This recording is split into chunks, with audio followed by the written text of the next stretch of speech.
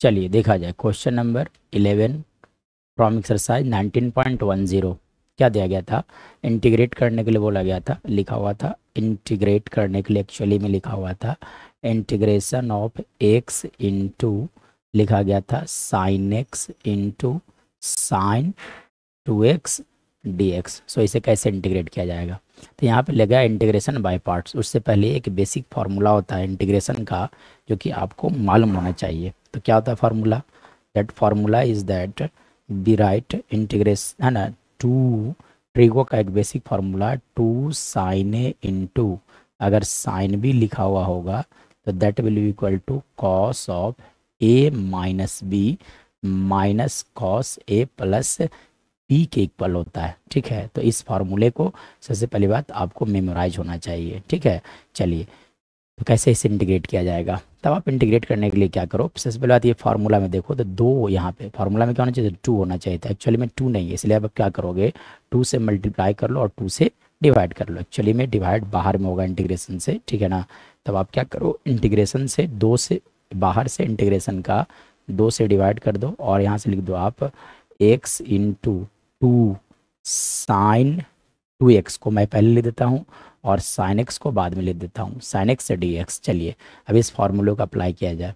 तो according to this formula we can write here, लिखा जाता है क्या, x इंटू, लिखा जा सकता है cos a माइनस बी, मतलब cos of a minus B 2x minus x, ठीक है, minus cos A plus B मतलब 2x प्लस एक्स, ठीक है, का dx लिखा जा सकता है। नाउ अगर इसके बाद देखा जाए तो आप लिख सकते हो 1/2 into integration of x, as it is बाहर आ जाएंगे। चलो अब 2x में से x गया, that will be equal to cos x minus, यहाँ से आप लिख सकते हो कॉस 3x dx लिखा जा सकता है।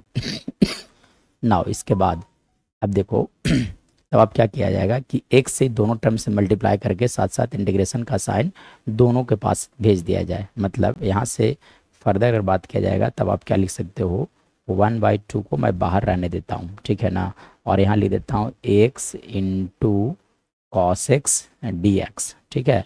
अब minus integration of x into लिख दिया जाए कॉस 3x dx लिख दिया जाए। मतलब इंटीग्रेशन का साइन हमने दोनों टर्म्स के पास लेकर गया, साथ साथ x से हमने क्या किया, मल्टीप्लाई कर लिया। अब देखो इसके बाद की कहानी क्या होगा। तो इसके बाद की अगर कहानी देखा जाए तो देखिए इसके बाद क्या करना होगा आपको।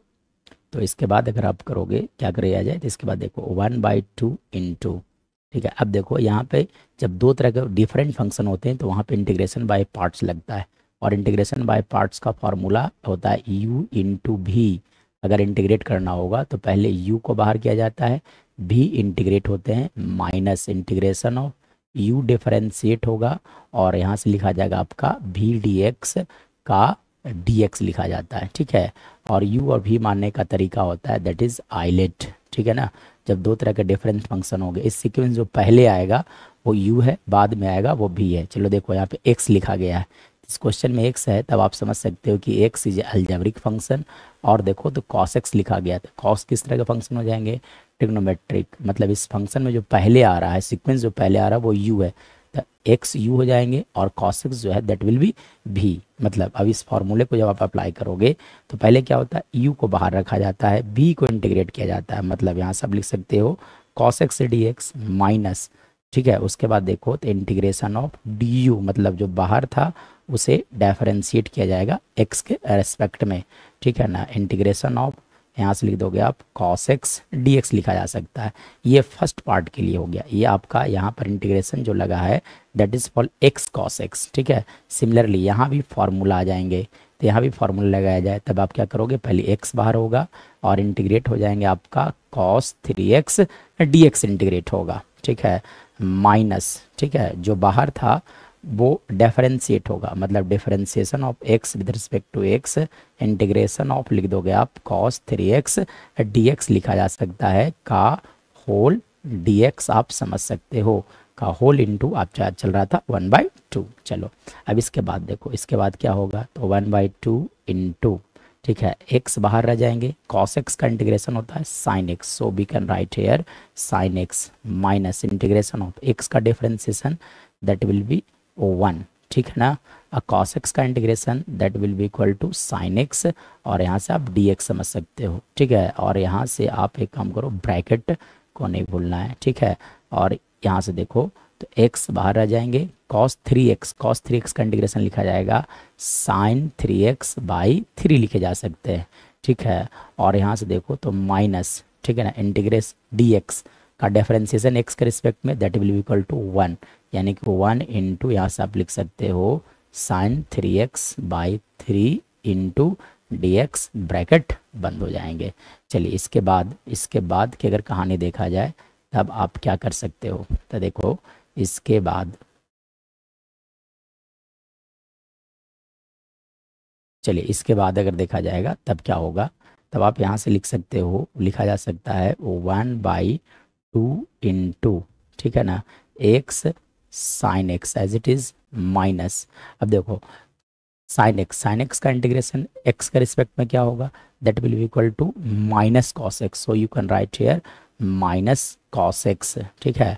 और ये करली ब्रैकेट चल रहा था, करली ब्रैकेट चलने दिया जाए, माइनस, ठीक है। यहाँ से देखो आप, यहाँ से लिखा जाएगा x sign 3x by 3 minus, अब आप देखो यहाँ से जब साइन 3x को इंटीग्रेट करोगे, साइन 3x जब इंटीग्रेट किया जाएगा that will be equal to minus cos 3x by लिखे जाएंगे आपका 9, ठीक है ना। और ये करली ब्रैकेट और ये बिग ब्रैकेट चल रहा था।